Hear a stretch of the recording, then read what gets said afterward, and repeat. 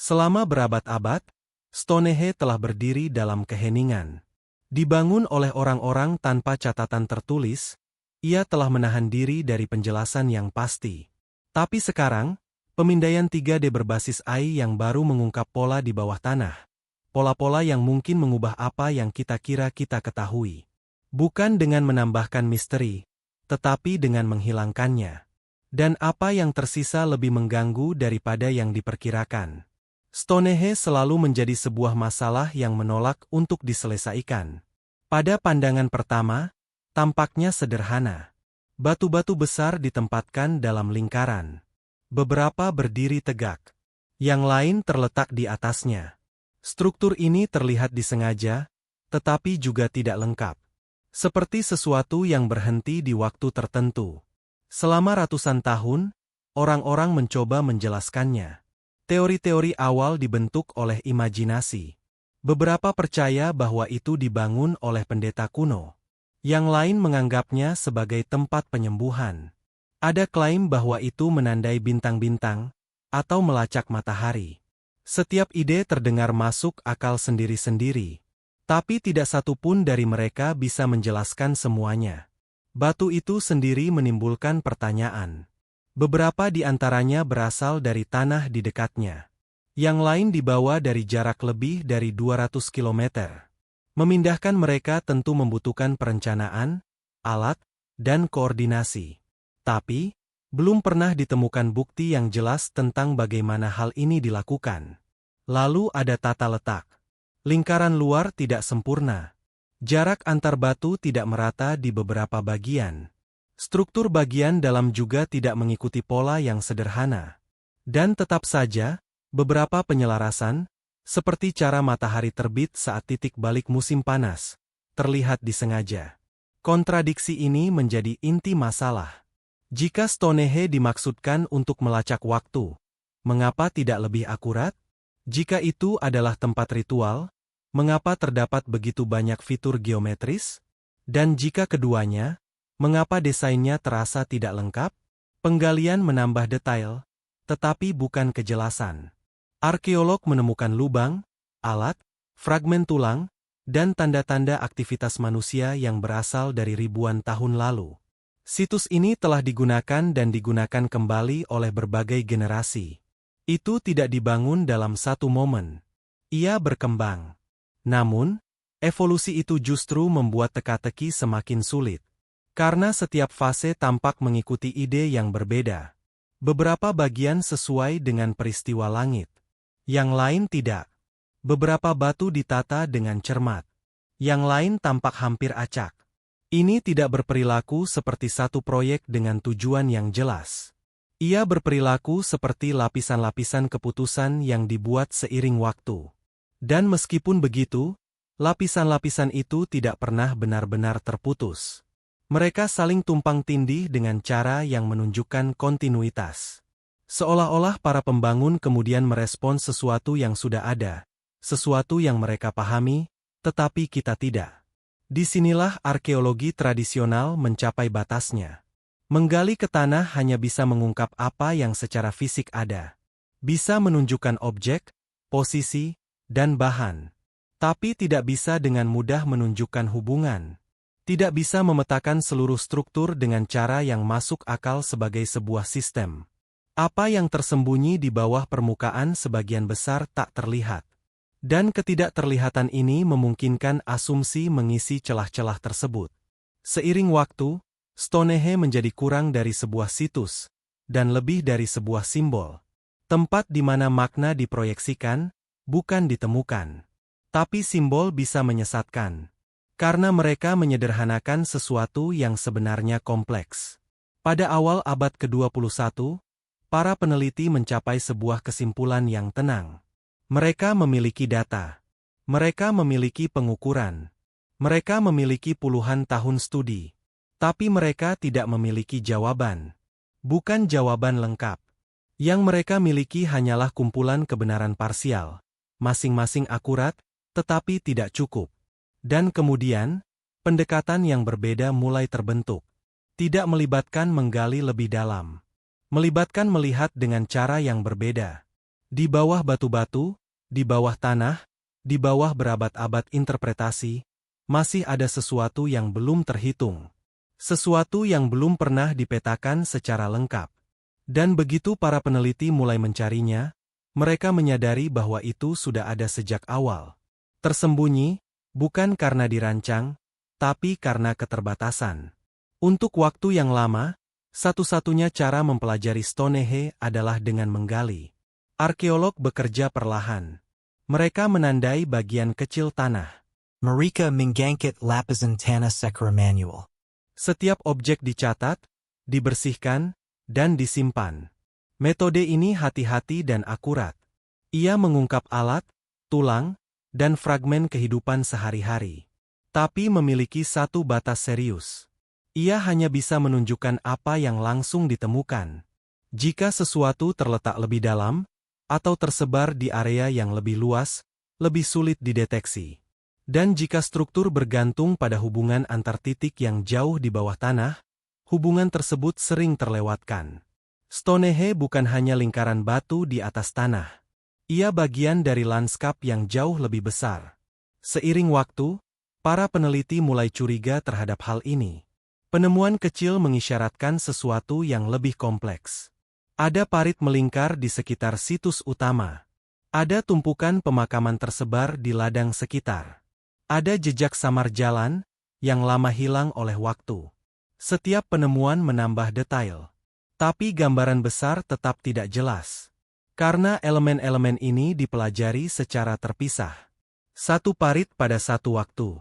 Satu artefak pada satu waktu. Rasanya seperti mencoba memahami peta dengan melihatnya melalui lubang kunci. Pola sulit dilihat. Hubungan mudah terlewatkan. Dan beberapa fitur bahkan tidak pernah terdeteksi sama sekali. Tanah itu sendiri menyimpan informasi, tetapi tidak dalam cara yang mudah dibaca.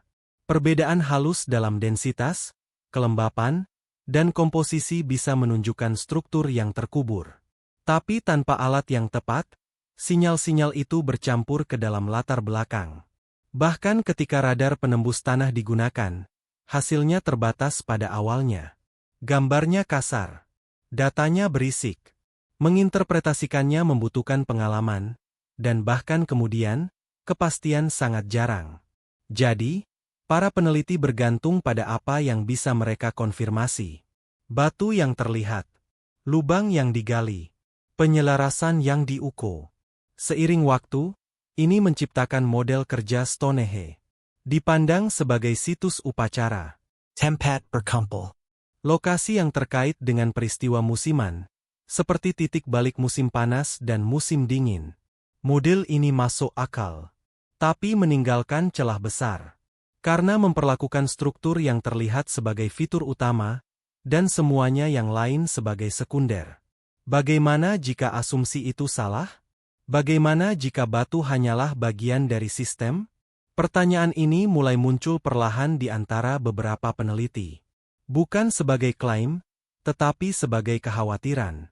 Tanda-tanda bahwa area di sekitar Stonehenge telah dibentuk secara lebih luas dari yang diperkirakan sebelumnya mulai terlihat. Survei-survei kecil mengindikasikan adanya cincin yang terkubur di luar lingkaran utama. Ada pula fitur linear, kemungkinan jalur atau batas, yang tersembunyi di bawah tanah. Tapi data tersebut tidak lengkap.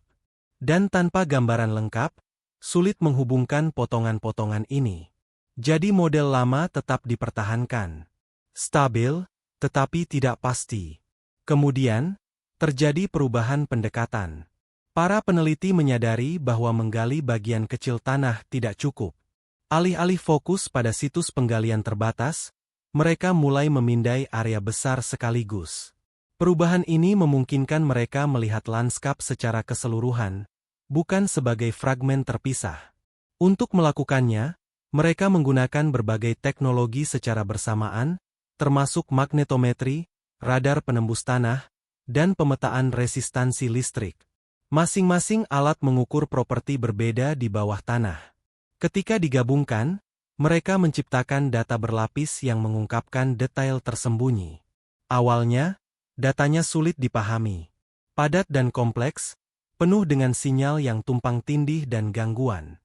Detail kecil terkubur dalam banyak informasi. Tapi disinilah kecerdasan buatan menjadi penting.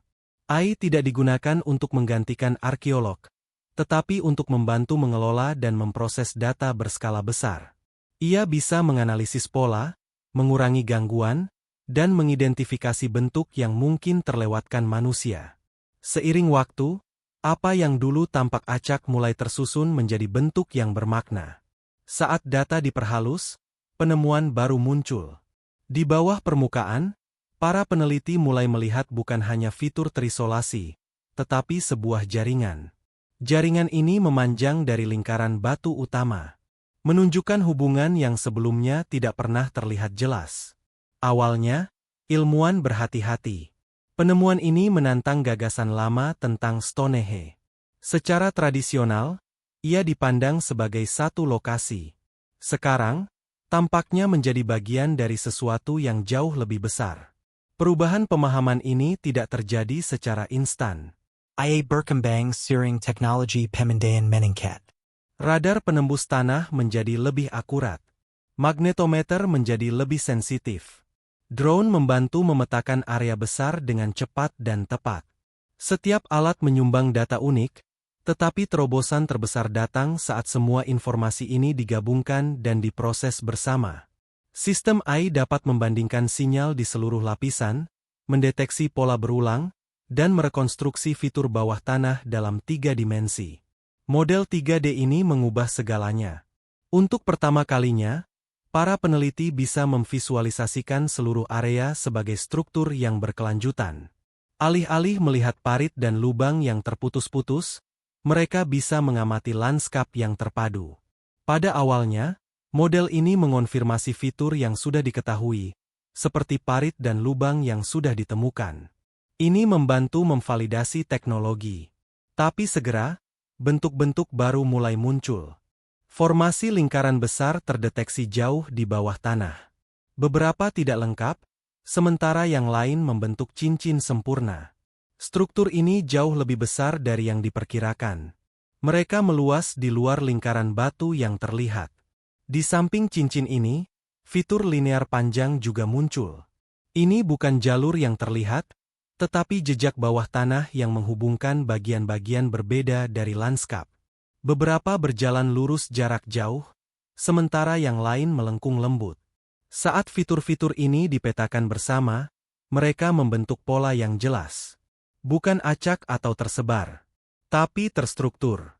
Ini menyeratkan niat dan perencanaan. Namun, perencanaan ini tidak terbatas pada satu periode waktu.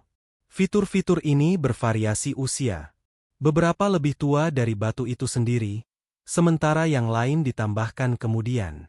Meski begitu, mereka tetap selaras dan terhubung. Ini menunjukkan bahwa berbagai kelompok, dari generasi ke generasi, mungkin mengikuti desain bersama atau merespons sistem yang sudah ada. Model AI ini tidak menjelaskan tujuan dari struktur-struktur ini, tetapi mereka mengungkapkan bentuknya. Ini menimbulkan pertanyaan penting. Mengapa fitur bawah tanah sebesar ini dibangun? Mengapa mereka terhubung melintasi jarak yang jauh? Dan mengapa penyelarasan dipertahankan dari waktu ke waktu? Pertanyaan-pertanyaan ini menunjukkan tingkat organisasi yang sebelumnya tidak sepenuhnya dikenali.